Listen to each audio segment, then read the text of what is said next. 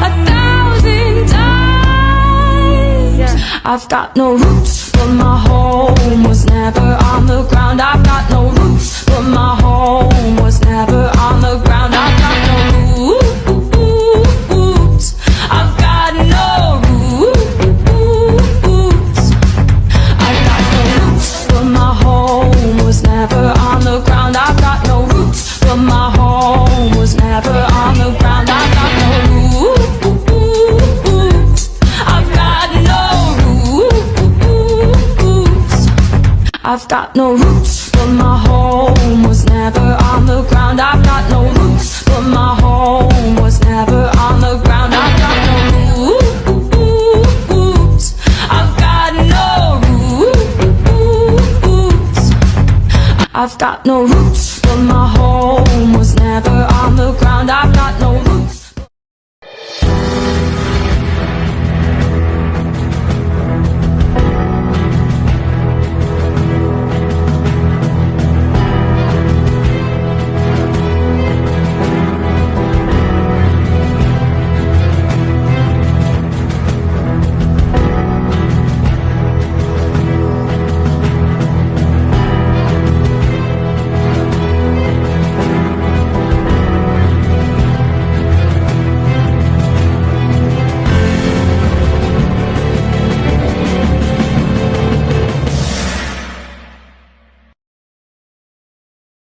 Pada tanggal 14 Agustus 1945, Jepang menyerah tanpa syarat kepada sekutu.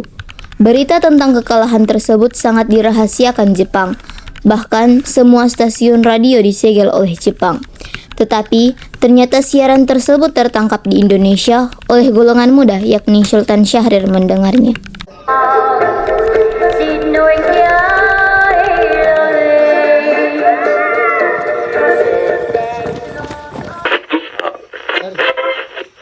Japan has today surrendered. The last of our enemies. Sore hari setelah mendengar berita kekalahan Jepang, Sultan Syahrir dan para pemuda mengadakan rapat di Jakarta.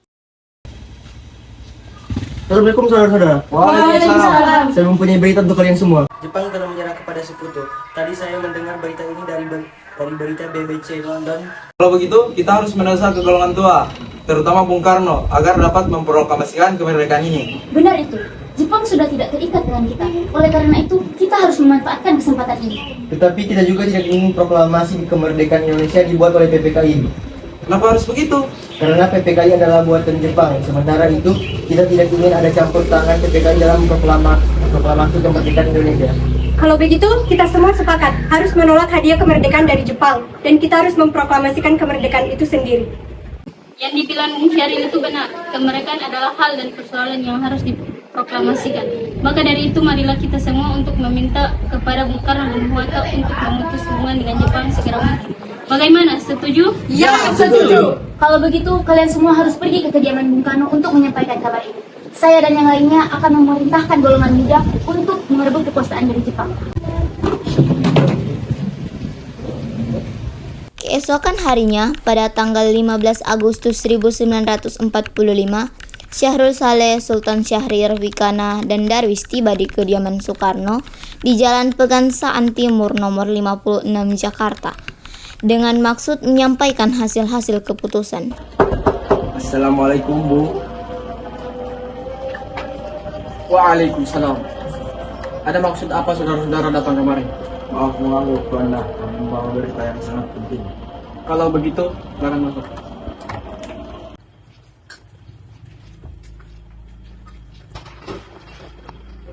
Silahkan duduk. Kabar penting apa yang Anda maksud? Begini, Bung. Kami mendapat berita bahwa Jepang telah menyerah kepada sekutu. Dan kami para golongan muda dengan setelahnya kami ingin Bung Karno dan Bung Hatta memproklamasikan kemerdekaan Indonesia. Kita tidak bisa begitu saja memproklamasikan kemerdekaan. Kita harus bicarakan ini dalam rapat PPKI. Kita tidak bisa membicarakan ini kepada PPKI karena PPKI adalah buatan Jepang. Kemerdekaan Indonesia harus dilakukan oleh rakyat sendiri. Dan begitu, kita seharusnya memproklamasikan kemerdekaan dalam PPKI. Karena PPKI merupakan badan yang mengurus kemerdekaan. Apa kita harus menunggu Jepang dalam memproklamasikan kemerdekaan ini? Kita bisa, Bung. Kita pasti bisa. Kita harus bangkit dalam memproklamasikan kemerdekaan ini. Sedangkan Jepang saja kalah dalam peperangan. Kekuatan kita yang sekecil ini akan mampu untuk mengalahkan Jepang. Mana bukti kekuatan yang kalian bertahukan itu? Apa tindakan kalian pada kaum wanita dan anak-anak jika terjadi pertumpahan darah?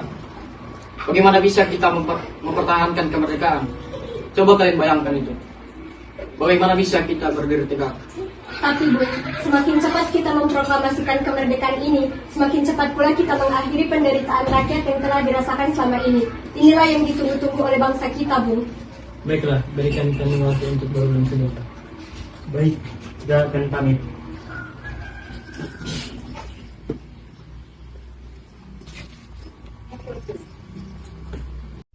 Karena masing-masing mempertahankan pendapatnya, keempat golongan muda tersebut berpamitan kepada Bung Karno. Mereka bergegas meninggalkan kediaman Bung Karno dengan wajah kesal.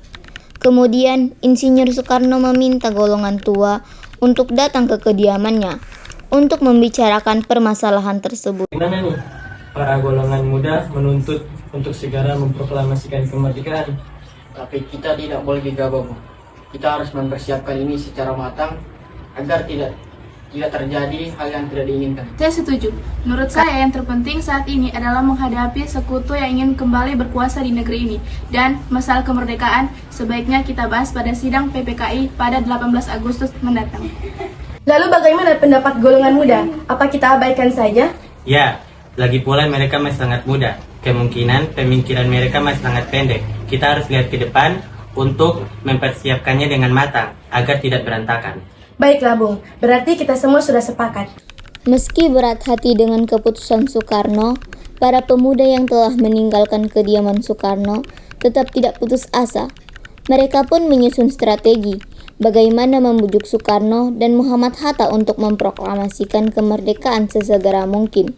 Akhirnya, mereka memutuskan untuk mengasingkan kedua tokoh tersebut ke Rengas Dengklok agar terhindar dari pengaruh Jepang di Jakarta.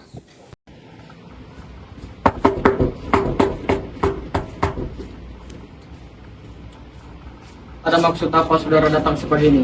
Kami bermaksud untuk membawa Bung Karno ke tempat kami, ke tempat pengasingan. Pengasingan apa yang Anda maksud? Ya, tempat pengasingan, tempat agar terhindar dari pengaruh Jepang. Dan sebaiknya Ibu Fatmawati juga ikut demi keselamatannya. Baiklah, beri kami waktu untuk berkemas.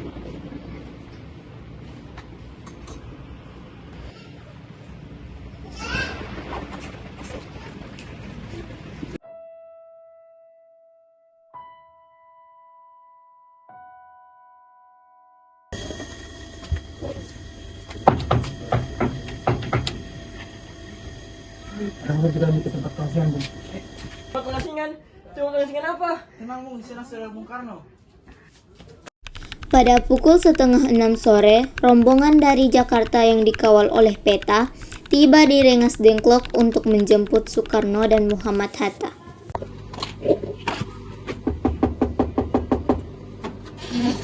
Apakah Anda tahu di mana keberadaan Bung Karno dan Bung Hatta? Maaf, saya tidak tahu. Katakanlah kepadaku di mana keberadaan mereka, dan aku akan menjamin keselamatan mereka jika mereka berada di Jakarta. Dan aku akan menjamin proklamasi kemerdekaan Indonesia pada tanggal 17 Agustus besok selamat-lambatnya pukul 12 siang. Baiklah, saya akan menunjukkan tempatnya di Rengas Dengklok.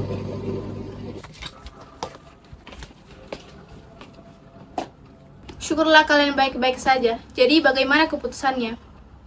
Ya, kami setuju. Proklamasi kemerdekaan akan dilaksanakan tanpa ada campur tangan Jepang. Lalu kapan kita akan melakukannya? Bagaimana jika besok? Pasukan di Jakarta sudah siap. Ya, kita akan melaksanakannya besok lagi. Baiklah. Bagaimana kita akan membicarakan proklamasi kemerdekaan untuk kita? Jepang tidak akan mengizinkan kita sekarang, apalagi jika mereka mengetahui kita akan memproklamasikan kemerdekaan. Saya punya ide. Kita akan meminjam rumah Angkatan Laut Jepang Laksamana Maeda. Baiklah, Bung, saya setuju. Kita akan ke rumahnya malam ini. Selesai perundingan di Rengas Dengklok, semua anggota golongan tua maupun muda kembali ke Jakarta untuk membahas lanjut rencana proklamasi kemerdekaan tanggal 17 Agustus 1945.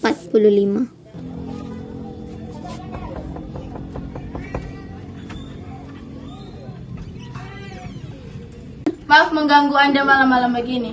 Kami butuh untuk membicarakan rencana kemerdekaan yang dilaksanakan besok pagi. Tunggu dulu, bagaimana kita merumuskan proklamasi di rumah Laksamana Jepang? Benarkah begitu?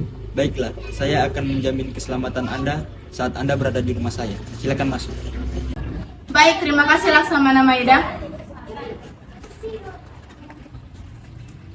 Sebenarnya saya turut bergembira atas kabar ini. Jadi silakan pergunakan ruangan yang akan dibutuhkan. Baiklah, terima kasih. Baiklah, silakan duduk. Apakah ada pena dan kertas Laksamana? Oh, ada. Sebentar, saya ambilkan.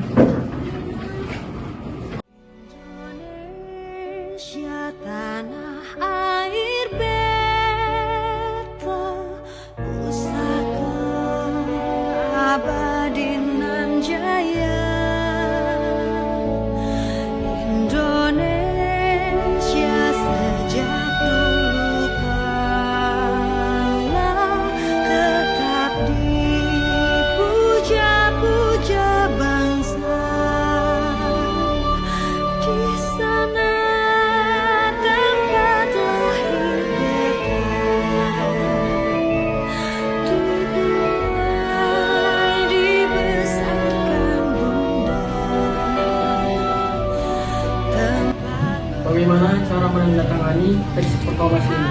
Menurut saya, naskah proklamasi tidak usah ditandatangani oleh PKI karena PKI adalah buatan Jepang.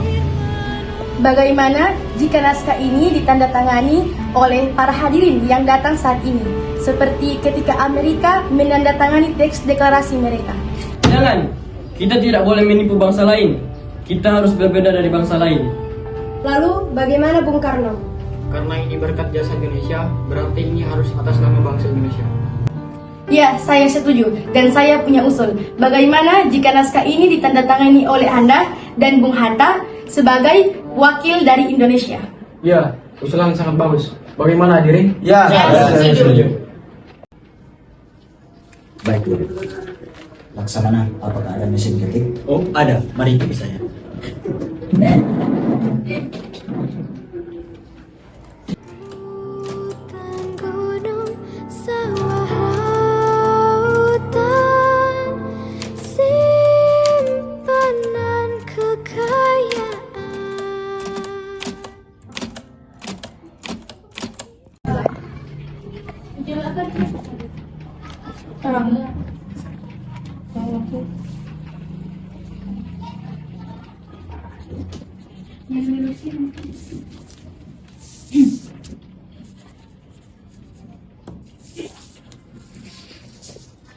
Setelah usai perundingan di rumah Laksamana Maeda, Soekarno pulang dan disambut istri tercintanya.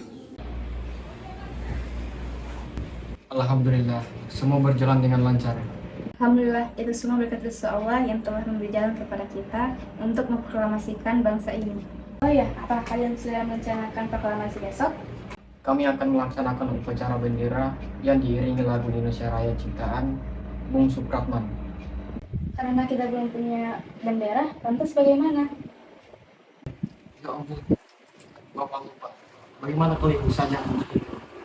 Tapi ibu tidak punya kain, Pak. Hanya ada kain merah dan putih saja. Apakah tidak apa-apa? Tentu saja, buatlah yang sederhana. Yang penting kita ada niat. Baiklah, Pak. Bagaimana kita namakan saja benderanya Sang Saka Merah Putih? Apakah bisa? Baiklah, kita namakan Sang Saka Merah Putih. Ya sudah, Bapak bersedia bersama Abadinan Jaya Indonesia sejak dulu puja-puja bangsa di sana tempatlah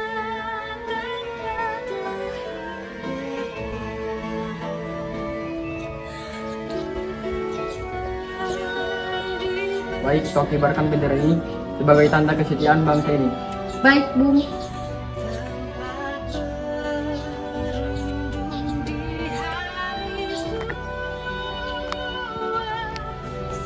Latif, Suhud. Kalian diberi kehormatan untuk mengibarkan bendera untuk pertama kalinya dalam sejarah bangsa Indonesia. Baik Komandan, kami tidak akan mengecewakan Anda. Saudara-saudara sekalian, saya telah meminta saudara untuk datang ke sini untuk menyaksikan peristiwa maha penting bangsa ini. Beratus-ratus tahun bangsa kita berjuang untuk merdeka. Proklamasi kami bangsa Indonesia dengan ini menyatakan kemerdekaan Indonesia. Hal-hal yang mengenai pemindahan kekuasaan dan lain-lain diselenggarakan dengan cara seksama dan dalam tempo yang sesingkat-singkatnya. Jakarta, 17 Agustus 1945. Atas nama bangsa Indonesia, Soekarno-Hatta.